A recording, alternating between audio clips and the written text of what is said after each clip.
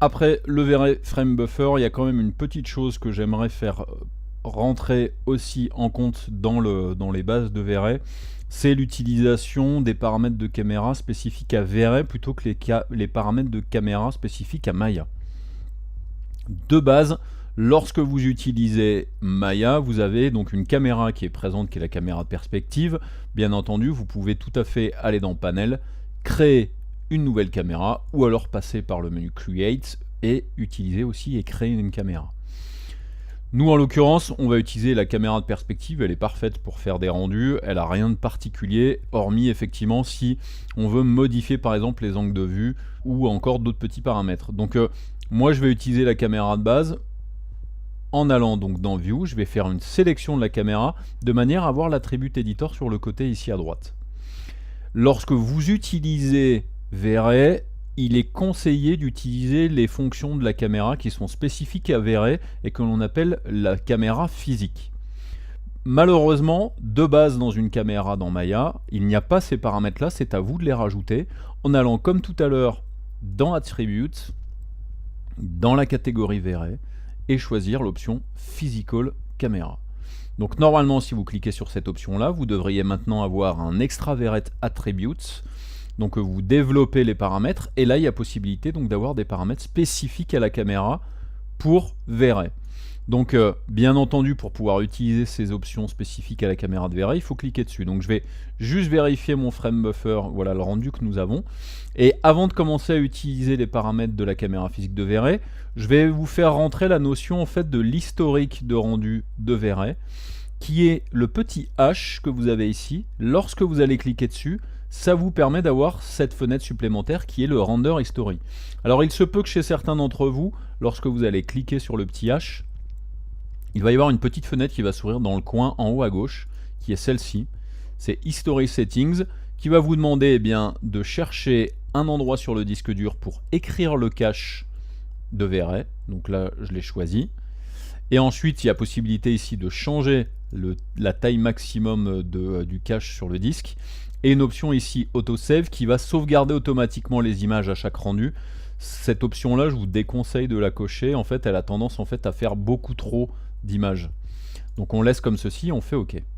Et là du coup, si vous voulez sauvegarder une image qui a été rendue, il vous suffit de venir. Donc il faut activer bien entendu le Render History en cliquant sur cette icône là. Et après vous allez cliquer sur la disquette, ce qui va vous permettre de sauvegarder l'image. Ça gardera en plus de ça les informations spécifiques à la résolution et la durée du rendu. Donc maintenant que j'ai fait ça, je vais activer cette option qui me permet de faire en sorte que la caméra de Maya devienne la caméra physique de V-Ray. Je vais relancer un rendu en cliquant sur cette icône, ce qui me permet donc de faire le rendu. Et là regardez, on a carrément une petite différence entre ce que j'avais dans le rendu avec la caméra de Maya de base et là avec la caméra physique de V-Ray. Et c'est vraiment flagrant. Donc ce que je vais faire, je vais sauvegarder aussi cette image là.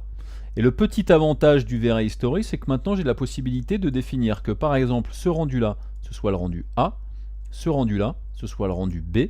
Et là regardez, ça me permet dans V-Ray d'avoir la possibilité de faire un comparatif entre les deux images. Donc là après, concernant ces comparatifs là, vous avez la possibilité de choisir que le comparatif soit horizontal ou vertical, ce qui peut être pratique à utiliser lorsque vous faites un rendu. Donc, je vais enlever les options justement de comparaison. Ok.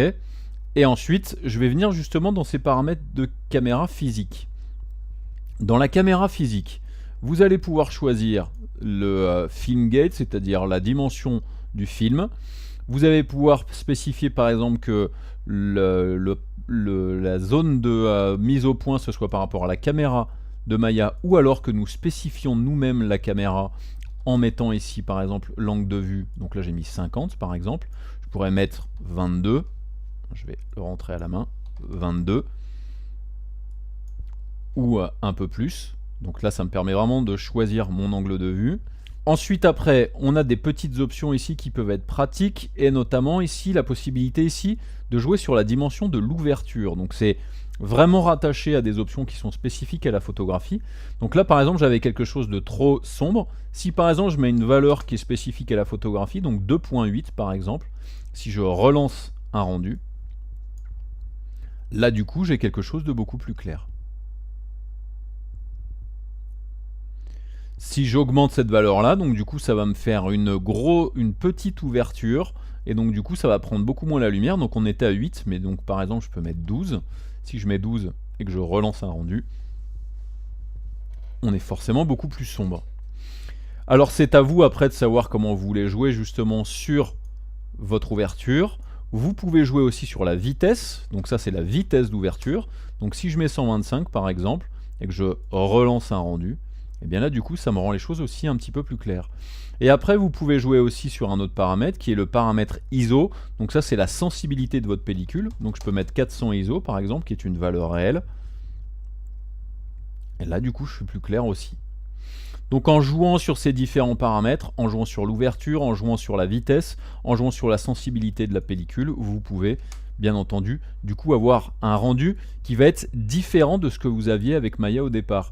Et je vous conseille d'utiliser plutôt effectivement les paramètres physiques de la caméra, parce que du coup vous aurez un plus grand contrôle sur la qualité de votre rendu.